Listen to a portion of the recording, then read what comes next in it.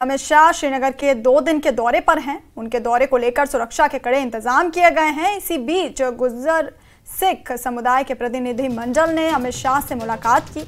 पहाड़ी समुदाय के नेताओं ने आरक्षण देने के लिए धन्यवाद दिया।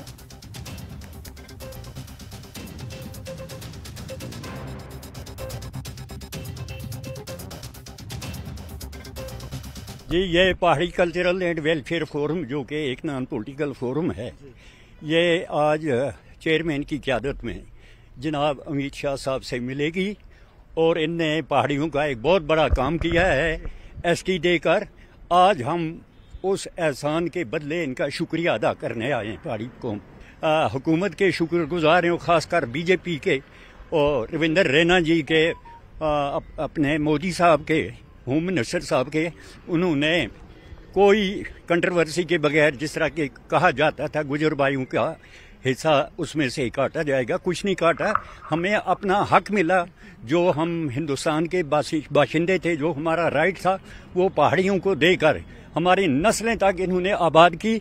और आज हम भी इनके साथ शाना बिशाना खड़े हैं और वफा का बदला वफा करके ही रहेंगे। सब हैं एसटी वाले। अच्छा, हम अपना एसटी का मुद्दा ही रखेंगे। अच्छा, वैसे तो हमारा वो बोल रहे हैं 10% जो हमारा था वो नहीं कटा।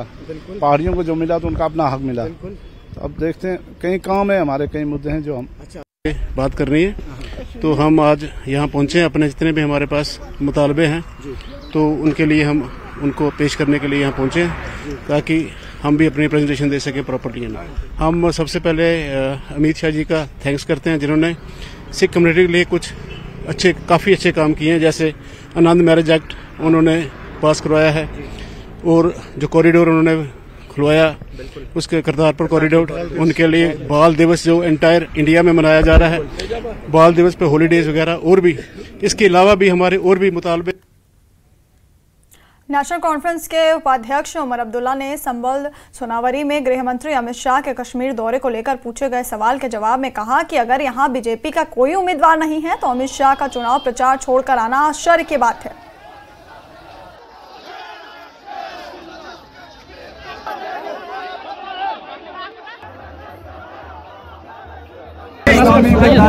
जाना चाहिए। आने वाले जो असेंबली इंतखाबात हैं उनमें जमात इस्लामी उतरे और बढ़ चढ़ के हिस्सा ले। अभी तक तो बीच बीच में हम ये सुन रहे थे मुख्तलिफ इलेक्शनों में कि कहीं ना कहीं वो उम्मीदवारों की मदद करने की बात कर रहे थे। अब उनका अपना उम्मीदवार होगा, बढ़ चढ़ के हिस्सा ले। जहाँ तक आप लोगों को ये अजीब नहीं लगता कि जहां उनका कोई उम्मीदवार नहीं है, जहां वो इलेक्शन नहीं लड़ रहे, वहां कैंपेन छोड़ के 2 दिन के लिए होम मिनिस्टर साहब यहां आ रहे हैं। शायद ये इस बात का नतीजा है कि वो जान गए हैं कि श्रीनगर की सीट जो है वो आगा रूहुल्लाह साहब जीत गए हैं। अब वो किसी न किसी जो है इस कोशिश में लगे रहेंगे कि कहीं नेशनल कॉन्फ्रेंस को वो किस तरह नुकसान पहुंचा पाएंगे। लेकिन इंशाल्लाह लोगों का साथ हमारे साथ है और मैं उम्मीद कर रहा हूं कि बाकी जो 2 सीटें हैं अनंतनाग और बारामूला की, इनमें भी नेशनल कॉन्फ्रेंस जो है अच्छी कामयाबी हासिल। वहीं अमित शाह के दौरे को लेकर महबूबा मुफ्ती ने कहा कि शाह के दौरे को लेकर लोगों में काफी आशंकाएं हैं। मुफ्ती ने कहा कि बीजेपी के प्रॉक्सी उम्मीदवारों को जिताने की कोशिश की जा सकती है। काफी लोगों के दिमाग में खदशात हैं कि जो अमित शाह साहब का दौरा है ये किस वजह से हो रहा है, क्योंकि अमरनाथ यात्रा जुलाई में अभी नहीं है। तो कहीं खुदा न खास्ता जो उनकी प्रॉक्सी पार्टीज यहाँ पर खड़ी की गई है, कहीं 87 जैसे हालात तो नहीं बनाने की कोशिश की जा रही है, क्योंकि आज का जवान इस इलेक्शन प्रोसेस में जज्बाती तौर इन्वॉल्व हो गया है। अगर दोबारा 87 जैसी कोई हरकत की गई यहाँ पर, मुझे लगता है उसके नताइज इससे भी ज्यादा खतरनाक हो सकते हैं। ये बहुत अच्छी बात है कि पत्थर के बगैर, बंदूक के बजाय वो अपने वोट का इस्तेमाल करना चाहते हैं एक जमहूरी निज़ाम में पुरअमन तरीके से। और मैं उम्मीद करती हूँ गवर्नमेंट ऑफ इंडिया इसमें किसी किस्म की मुदाखलत नहीं करेगी, यहाँ 87 जैसे हालात नहीं बनाएगी जिसकी वजह से यहाँ बंदूक आए। और हमारे पीपल्स कॉन्फ्रेंस के अध्यक्ष सजाद गनी लोन ने कहा कि संसद सीट जीतने के बाद उनकी प्राथमिकताएं एफआईआर संस्कृति को खत्म करना और कश्मीर के युवाओं का भविष्य सुरक्षित करना होगा। उन्होंने कहा कि सरकार युवाओं को शांतिपूर्ण जीवन जीने के लिए सुरक्षित माहौल उपलब्ध कराने में विफल रही।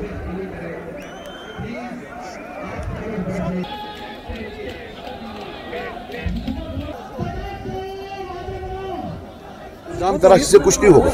जो लोग 40 साल हुकूमत कर रहे थे, जिनके 9 पार्लियामेंट मेंबर गए थे, कश्मीरियों का हक बनता है कि वो इस बुनियाद पर वोट मांगे कि उनके 9 पार्लियामेंट मेंबर्स ने क्या किया। वो इस बुनियाद पर वोट मांगे कि उन्हें 32 साल या 40 साल हुकूमत में क्या किया। सजाद में उनको गाली देने से वोट कैसे मांगोगे? एक तरफ से बाप है, एक तरफ से बेटा है। मुझे जो इश्यूज हैं, I want an end to this FIR culture, I want an end to police verification culture. मैं चाहता हूं कि कश्मीर के बच्चे एक अमन की जिंदगी जीने दें, जिए, खुद भी जिए और सरकार भी उनको जीने दे, क्योंकि सरकार नहीं जीने दे रही है। वो उनको हमेशा कुछ न कुछ करके तंग करती रहती है। जो कानून हिंदुस्तान के बाकी बच्चों के लिए है, वही आप कश्मीरियों के लिए भी दें। और मुझे खुशी है कि अब टूरिस्ट साहब भी, उमर अब्दुल्ला साहब भी पुलिस वेरिफिकेशन की बात करते हैं, है ना। मैंने देखा उनका कल एक बयान, वो बात कर रहे थे। इनफैक्ट वो ये भी बोल रहे थे कि बैंक का लोन नहीं मिलता है। मैं उनको बता दूं, ये मैंने ही बोला था कि हो सकता है वो करेंगे, अभी मिलता है। क्योंकि अगर उनको नकल करनी हो तो पूरा सुने, आधा ही क्यों सुनते हैं। वो पूरा देखिए, जो मैंने बयान दिया था वो उन्होंने फोटो कॉपी किया था। लेकिन और एक चीज़ वो भूल गए बोलना कि पहले फर्द की होती थी, अब खानदान की होती है। ये फर्द से खानदान जो पुलिस वेरिफिकेशन का सिस्टम है, ये फारूक अब्दुल्ला साहब के टाइम में 1996 में इंट्रोड्यूस किया गया। तो वो इसकी माफ़ी मांगे पहले। सुनामी है, लोगों का सुनामी है। मेरे ख्याल में हमने लोगों को जोड़ा अपने नारे से, जो हमने स्लोगन दे दिया डिग्निटी एंड डेवलपमेंट। मेरे ख्याल में हमने लोगों को मजबूर किया यहाँ इस मैदान तक आने के लिए। ये मेरे ख्याल में एक पॉजिटिव एक एस्पेक्ट है पॉलिटिक्स का, क्योंकि पहली बार कोई इलेक्शन, कोई पार्लियामेंट मेंबर ये इलेक्शन लड़ रहा है अपने मैनिफेस्टो में, और ये इसकी एक कड़ी है। डेमोक्रेटिक प्रोग्रेसिव आज़ाद पार्टी ने बारामूला संसदीय सीट पर इंजीनियर अब्दुल रशीद की पार्टी को समर्थन देने का ऐलान किया है। गुलाम नबी आज़ाद ने न्यूज़ 18 को दिए इंटरव्यू में कहा कि पार्टी के कई नेता इंजीनियर रशीद को समर्थन देने के पक्ष में हैं। इंजीनियर रशीद साहब के साहबजादे ने रिक्वेस्ट की थी आज़ाद साहब से, और आज़ाद साहब ने उस वक्त शोएब साहब जो है हमारे डिस्ट्रिक्ट प्रेसिडेंट, उनको कहा था कि साथ मेरी कॉन्स्टिट्यूंसी में और बाकी कॉन्स्टिट्यूंसी में हमने अपने सब जो कारकुन हैं उनसे कहा था कि आप इसकी मदद करें, और वही चल रहा था। मुझे पूरा यकीन है कि इंजीनियर रशीद जो है बड़े बड़े दिग्गज लीडर जो हैं उनको शिकस्त देगा। उमर अब्दुल्ला साहब का एक बयान कल सामने आता है जहां पर वो कहते हैं कि आप इंजीनियर रशीद को सपोर्ट कर रहे हैं दिल्ली के इशारों पर, क्या कहेंगे? देखो, दिल्ली के इशारे पे तो 75 साल से एनसी चलती आई है, और मुझसे कौन ज्यादा जानता है, क्योंकि इशारे देने वालों में हम भी कभी कभी होते थे। तो इसलिए वो दिल्ली के इशारों पे उनकी पार्टी की आदत हो गई है 75 साल से।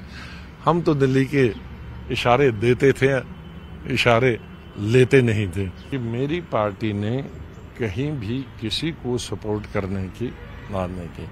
अब यहाँ राजौरी की ही बात कर रहा हूँ मैं जी, जहाँ उनका कैंडिडेट भी है, मेरा भी कैंडिडेट है, लेकिन हम मेरे ऑफिस बेयरर हैं 2-3, उनने कहा कि हम पार्टी में रहेंगे, लेकिन पीर साहब खड़े हैं हमारे मियाँ साहब, तो हम उनको वोट दे रहे हैं, तो वो दे रहे हैं वोट, मैंने निकाला नहीं उनको। इसी तरह से नॉर्थ कश्मीर के मैंने सब लोगों को, लीडरों को बुलाया था जी, और मैंने पूछा भाई क्या किसको सपोर्ट करता है? उन्होंने कहा जी आप कैंडिडेट खड़ा करिए। मैंने कहा देखो मेरे पास पैसे नहीं है। तो फिर कहने लगे हमें अपनी अपनी मर्जी है। तो कई लीडरों ने मेरे कहा कि भाई हम लोन साहब को अच्छी तरह से जानते हैं, लेक सलेक है, हमारे रीजन के रहने वाले हैं। तो कईयों ने कहा कि हम इंजीनियर साहब को अच्छी तरह से जानते हैं, हमारा काम किया है। तो मैंने कहा उमर साहब को, कहा वो तो हमारे रीजन के है ही नहीं, वो तो श्रीनगर से है, तो इसलिए हमारा कोई लेना देना ही नहीं है उनसे। तो एक तरीके से कहीं एनसी बेनिफिटरी हमारे लोगों से, कहीं इंजीनियर साहब हैं और कहीं लोग। जमात इस्लामी जम्मू कश्मीर ने कहा है कि अगर प्रतिबंध हटा दिया गया तो वो विधानसभा में भाग लेगी। राज्य रक्षा विशेषज्ञ कैप्टन अनिल गोरे ने कहा कि जम्मू कश्मीर में स्थिति में काफी सुधार हुआ है।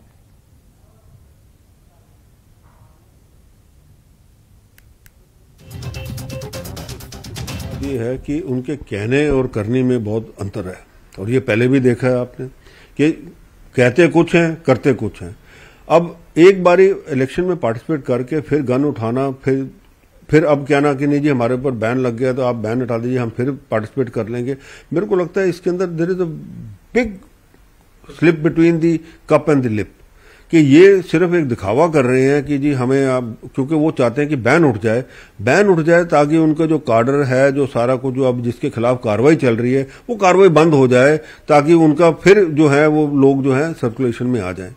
तो ये गवर्नमेंट को, सेंट्रल गवर्नमेंट को पूरा देखना चाहिए। पहले बैन उठाने से पहले मैं कहूंगा उनको पूरा का पूरा इन्वेस्टिगेट करना चाहिए। इनके जो कार्डर जो है, जो इनका जो लोग हैं जो जिसमें लिप्त हैं टेररिज्म वगैरह में, उन सबको अरेस्ट करना चाहिए, पुट देम बिहाइंड बार्स। उसके बाद फिर देखिए गवर्नमेंट की भाई करना क्या है, कि हाँ क्या इनके ऊपर बैन उठा सकते हैं कि नहीं उठा सकते। ये कंडीशनल चीज नहीं है। अगर इन्होंने इलेक्शन लड़नी तो लड़ लें, बैन है तो क्या, फिर जमाती इस्लामी का वो नहीं ना बनेगा, इनका बनेगा कुछ और, पॉलिटिकल पार्टी कुछ और बनेगी, तो वो बना के रजिस्टर करा के तो लड़ लें, कार्डर तो वही रहेगा, उनका नाम ही बदलेंगे ना, अगर इतना उनको शौक है कि लड़ने का। पर मेरे को लगता है कि ये जो है ये सिर्फ एक दिखावा है और कुछ नहीं। आपको लगता है कि ये जो कह रहे हैं इसके पीछे एक मंशा जो है वो ये है कि बैन उठ जाए तो ये दोबारा से उनके कैडर को असेंबल करेंगे और फिर एक सिक्योरिटी एस्पेक्ट से एक थ्रेट भी बन सकता। बिल्कुल देखिए ये चाहते हैं कि बैन उठ जाए। अभी जिस हिसाब से देखो जब बैन होता है फिर शिकंजा कसता है, सारे सब जगह से कसता वो कसा जाता है, तो प्रॉब्लम हो जाती है, कार्डर भी आप टूट जाता है। तो ये चाहते हैं कि बैन उठ जाए ताकि ये कार्रवाई जो सारी बंद हो जाए, ये कंसोलिडेट करके अपना इसको फिर अंडरग्राउंड बैठ जाएं और उसके बाद में फिर वहीं के वहीं शुरू हो जाए। ये तो देखा है, पीछे भी इन्होंने ऐसे ही किया है। और रुकेंगे एक छोटे से ब्रेक के लिए, बने रहिए हमारे साथ।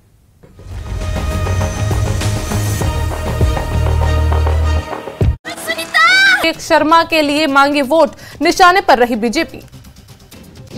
कसौली के जंगल में आग, बड़े स्तर पर वन संपदा खाक, स्थानीय लोग आग बुझाने में जुटे। कांग्रेस से बीजेपी में नेताओं के शामिल होने का सिलसिला जारी, कांग्रेस के पूर्व विधायक सुभाष मंगलेट बीजेपी में हुए शामिल, डॉक्टर राजीव बिंदल और नेता प्रतिपक्ष जयराम ठाकुर ने किया स्वागत। कांग्रेस के बागियों को लेकर नेता प्रतिपक्ष जयराम ठाकुर ने कांग्रेस और सीएम सुक्खू पर उठाए सवाल, कहा बिना कोई वजह विधायक कांग्रेस छोड़कर बीजेपी में नहीं हुआ शामिल, कांग्रेस के नेतृत्व संकट को देखकर उन्होंने कांग्रेस छोड़ी। देरा के बनखंडी में मंडी से बीजेपी प्रत्याशी कंगना ने मां बंगला मुखी मंदिर पर भरी हाजिरी, कंगना ने जीत का आशीर्वाद लिया, तांत्रिक अनुष्ठान भी करवाया। मंडी से कांग्रेस प्रत्याशी विक्रमादित्य सिंह ने बीजेपी उम्मीदवार कंगना पर निशाना साधा, कहा कंगना के बयानों को समझने वाला हिमाचल में पैदा नहीं हुआ, कंगना के बयान हंसी और मनोरंजक है। उप मुख्यमंत्री ने मुकेश अग्निहोत्री ने चताड़ा में विवेक शर्मा और सतपाल रायजादा के पक्ष में की जनसभा, बोले सच्चाई देख 400 पार के नारे में भी बीजेपी हटी भाजपा, पीछे हटी भाजपा।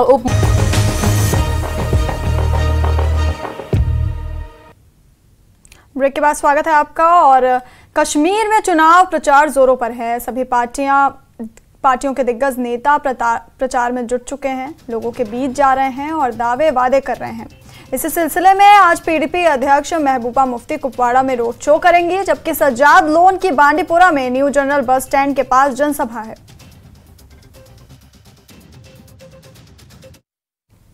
पीपल्स कॉन्फ्रेंस के स्टेट सचिव और गुलमर्ग निर्वाचन क्षेत्र प्रभारी मोहम्मद अब्बास वानी ने कहा कि पीपल्स कॉन्फ्रेंस के साथ उनके जुड़ाव को लेकर कुछ शरारती तत्वों द्वारा अफवाहें फैलाई जा रही हैं, जिसे उन्होंने खारिज करते हुए कहा कि वो पार्टी के साथ हैं। अब्बास वानी का कहना है कि अपने भतीजे की मौत के कारण वो गुलमर्ग विधानसभा क्षेत्र में प्रचार नहीं कर सके।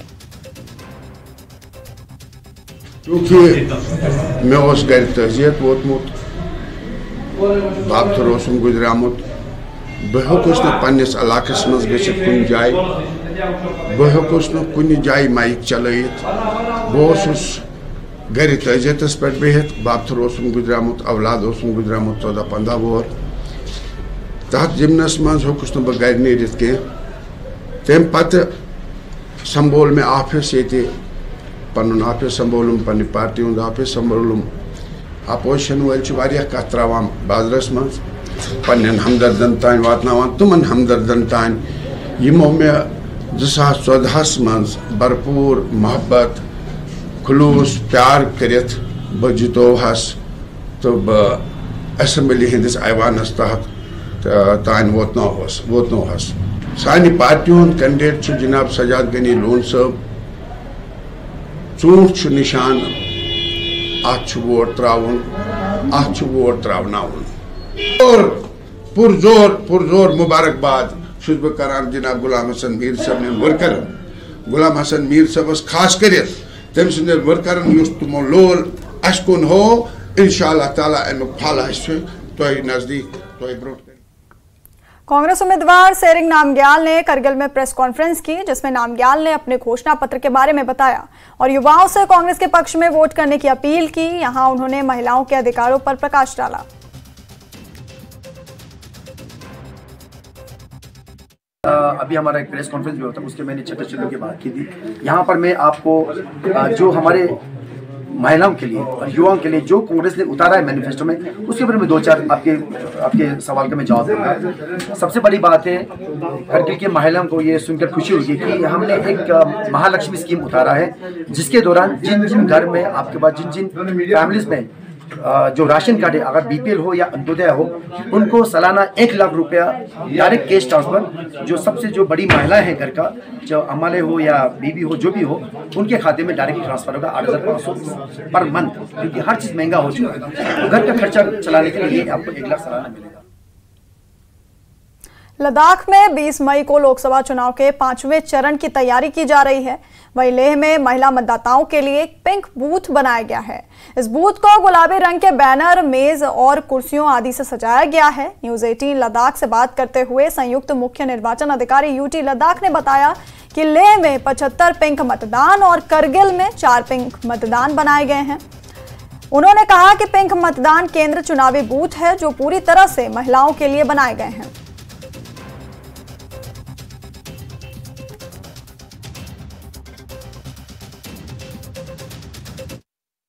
लद्दाख में 20 मई को जो पार्लियामेंट्री इलेक्शन यानी लोकसभा का इलेक्शन होना है, और उसके चलते लद्दाख में अलग अलग जगह पर पिंक जो पोलिंग स्टेशन है वो इस्टेब्लिश किए जाएंगे और कुछ किए हुए हैं। और इसी विषय में ज़्यादा जानकारी के लिए हमारे साथ जुड़े हैं joint chief electoral officer UT Ladakh छो सर। सर बहुत बहुत शुक्रिया हमारे साथ जुड़ने के लिए। लद्दाख में बहुत सारी जगह पे जो पिंक पोलिंग स्टेशन इस्टेब्लिश किए जाएंगे या कुछ जगहों पर किए हुए हैं, उसके बारे में थोड़ा बताएंगे। ये पिंक पोलिंग स्टेशन का कॉन्सेप्ट हमारे पूरे इंडिया में पिछले कई सालों से चलते आ रहे हैं।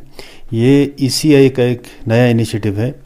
तो पिंक पोलिंग स्टेशन का मतलब है जितने भी पोलिंग पर्सनल वहाँ पे होंगे, जो ऑफिशियल्स जो एक्चुअल में एक इलेक्शन कंडक्ट करते हैं, प्रिजाइडिंग ऑफिसर 1, 2, 3 करके जितने भी पोलिंग पार्टी वहाँ पे डिप्यूटेड होंगे, वो पूरे के पूरे औरत विमेन होंगे। तो उसको पिंक पोलिंग स्टेशन का नाम ECI ने दिया है। तो लेह में इस टाइप के हमारे 75 पोलिंग स्टेशन हैं, जो कि मतलब एक पॉपुलेशन के हिसाब से एक छोटा सा डिस्ट्रिक्ट है, उसमें एक रिकॉर्ड है 75 पोलिंग स्टेशंस। तो करगिल में हमारे 4 पोलिंग स्टेशंस हैं जो कि पिंक पोलिंग स्टेशन के नाम से इस्टेब्लिश किए जा रहे हैं। तो लेह का एक अगर जो टाउन के आसपास लोग अगर हैं तो देखना चाहे तो डिग्री कॉलेज लेह में जो हाउसिंग कॉलोनी D का पोलिंग स्टेशन है, वो हमने पिंक पोलिंग स्टेशन बना के अभी तैयार करके रखा है। तो इस जो पिंक पोलिंग स्टेशन में जो है सर, जो फैसिलिटीज़ जो आम पोलिंग स्टेशन होते हैं उसमें सेम होता है कि अलग से इसमें कुछ होता है? फैसिलिटी वोटिंग और उसके हिसाब से कोई फ़र्क नहीं होगा। इलेक्टोरल रोल जो भी आपको इलेक्टोरल प्रोसेस में पार्टिसिपेट करने के लिए जो आपको फैसिलिटी जो होना चाहिए सब कुछ होगा।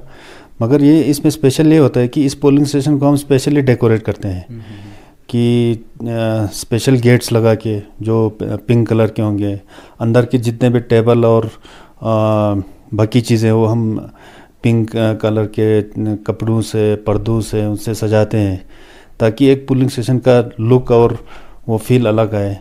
और हम इस पर हमने जितने भी जो वहाँ पे स्टाफ हैं, जैसे फॉर एग्जांपल टाउन में हाउसिंग कॉलोनी के D के जो पोलिंग स्टेशन है डिग्री कॉलेज में, उसमें हमने जितने भी पोलिंग पार्टीज़ जो फीमेल पोलिंग पार्टीज़ उनको हमने रिक्वेस्ट किया कि ट्रेडिशनल ड्रेस में आए तो उस टाइप के कुछ स्पेशल अरेंजमेंट्स हमने रखे हैं, सेल्फी पॉइंट्स रखे हैं, ताकि लोगों के लिए एक थोड़ा यूनिक अट्रैक्शन वहाँ पे मिले, और जो खासकर जो फर्स्ट टाइम वोटर्स है उनको भी एक नया चीज़ एक्सपीरियंस करने को मिले। जितने भी वोटर्स है वो अपना वोट को वेस्ट या ज़ाया ना जाने दे। एक एक वोट का बहुत बड़ा इम्पोर्टेंस है, बहुत बड़ा महत्व है। तो और स्पेशली जो फर्स्ट टाइम वोटर्स है, जो हमारे यंग जनरेशन के वोटर्स हैं, उनसे रिक्वेस्ट है अब सब निकल के पूरा एक जो जमहूरियत का जो प्रोसेस है, डेमोक्रेटिक प्रोसेस है, उसमें हिस्सा ले और अपना डेमोक्रेटिक राइट को एक्सरसाइज करे। और भाजपा के 400 पार नारे और संविधान बदलने को लेकर चल रही अटकलों पर केंद्रीय गृह मंत्री अमित शाह ने कहा कि निश्चित रूप से नहीं, संविधान बदलने का बहुमत हमारे पास 10 साल से है। हमें 400 सीटें चाहिए क्योंकि देश में राजनीति में स्थिरता लाना चाहते हैं, क्योंकि देश की सीमाओं को सुरक्षित रखना है। निश्चित रूप से नहीं, संविधान बदलने जितना बहुमत हमारे पास 10 साल से है। आप क्या मानती है कि राहुल बाबा एंड कंपनी बोलेगी और देश मान लेगा? देश ने ही हमें बहुमत दिया है। देश की जनता को मालूम है कि मोदी जी के पास 10 साल से संविधान बदलने के लिए पर्याप्त बहुमत है। हमने कभी ये अप्रोच नहीं किया। हाँ, हमें 400 सीट जरूर चाहिए क्योंकि देश में राजनीति में स्थिरता लानी है। 400 सीट जरूर चाहिए क्योंकि भारत की सीमाओं को चौक चौबंद और सुरक्षित रखना है। 400 सीट इसलिए चाहिए कि देश को दुनिया में तीसरे नंबर का अर्थतंत्र बनाना है। 400 सीट इसलिए चाहिए कि जो थोड़े बचे कुछ है गरीबों को अभी लाभ मिलना बाकी है, वो काम भी हमने पूरा करना है। हमें 400 सीट इसलिए चाहिए कि अभी भी हर घर में शुद्ध पीने का पानी पहुंचाना बाकी है। हमें 400 सीट इसलिए चाहिए कि इस देश के अंदर नेचुरल फार्मिंग के क्षेत्र में ढेर सारा काम करना बाकी है। 400 सीट इसलिए चाहिए कि हर 70 साल से ज़्यादा आयु वाले व्यक्ति को 5 लाख तक का मुफ्त इलाज हम देना चाहते हैं। हमने 400 सीट का 10 साल में क्या उपयोग किया? धारा 370 हटाई, ट्रिपल तलाक हटाया, राम मंदिर बना और कॉमन सिविल कोड यूसीसी लेकर हम आए। हमने 400 सीट हमारी नहीं थी मगर पर्याप्त बहुमत था। इसका उपयोग हमने संविधान सभा ने जो देश को वादे किए थे वो सारे वादे पूरे करने में। और रुकेंगे एक छोटे से ब्रेक के लिए, बने रहिए हमारे साथ।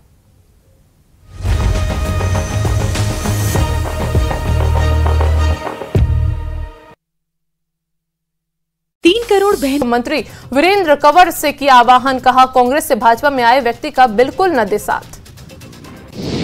इंदौर में एमडी ड्रग्स के पीओके से जुड़े तार आरोपी शाहरुख और सलीम ने उगले राज, ट्रक ड्राइवर ने की थी सप्लाई। इंदौर में चाकू मारकर युवक की हत्या, शराब पीने में के विवाद में वारदात। सतना में भी रेलवे स्टेशन पर युवक का मर्डर। कुपवाड़ा के टंगदार में घुसपैठ की बड़ी कोशिश नाकाम, सुरक्षा बलों ने 2 घुसपैठियों को मार गिराया। बाढ़ के दूसरी तरफ देखे गए शव। नेशनल कॉन्फ्रेंस के उपाध्यक्ष उमर अब्दुल्ला का प्रचार अभियान, सुंबल शहर में मांगे वोट। लद्दाख लोकसभा सीट पर 20 मई के मतदान को लेकर तैयारियां अंतिम चरण में। वोटरों में 100 साल से ज्यादा आयु के कई मतदाता। 103 साल के मोहम्मद हसन ने सभी से मतदान करने की अपील की।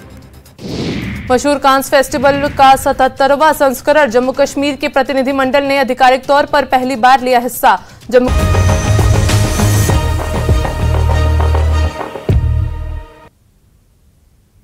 ब्रेक के बाद स्वागत है आपका। खबरों में आगे बढ़ेंगे। और कटरा शिवखोड़ी राष्ट्रीय राजमार्ग 144 पहले से ही अपनी खराब हालत की वजह से चर्चा में है। अब जबकि सड़क की दशा सुधारने की कोशिश की जा रही है, तारकोल डाली जा रही है, ऐसे में औचक निरीक्षण करने के लिए डीसी रियासी विशेष पाल महाजन साहब पहुंचे हैं। उन्होंने ठेकेदार को फटकार लगाई।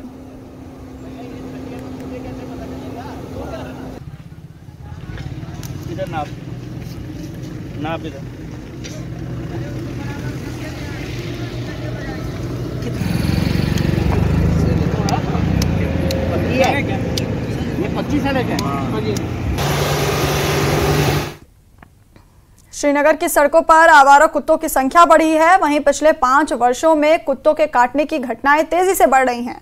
Community medicine government medical college के प्रोफेसर और HOD डॉक्टर सलीम खान का कहना है कि 2022 में कुत्ते के काटने के 6,800 मामले सामने आए, जबकि पिछले साल 8,652 मामले सामने आए थे।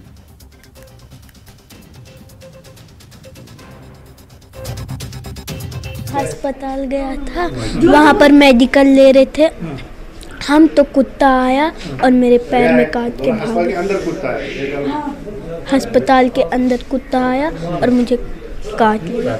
हम गए थे भेड़ू खरीदने के लिए, तो वहाँ पे ऐसे अचानक मैं फ़ोन पे बात कर रहा था, तो कुत्ता ने बांध के रखा हुआ था भेड़ू वालों को, तो गलती से मैं फ़ोन पे बात करते करते वहीं पे पहुंचा तो उंगली में काट लिया। अगर हम नज़र डालें पिछले 4-5 सालों से, तो जब कोविड के पहले टाइम में थे, हमारे पास कुछ लगभग 7,000 के आसपास, 6,900 के आसपास 19-20 में हमारे पास केसेस आए थे एनिमल बाइट केसेस के। उसके बाद कोविड आ गया, तो उसकी वजह से 1-2 साल उसका नंबर थोड़ा कम हो गया।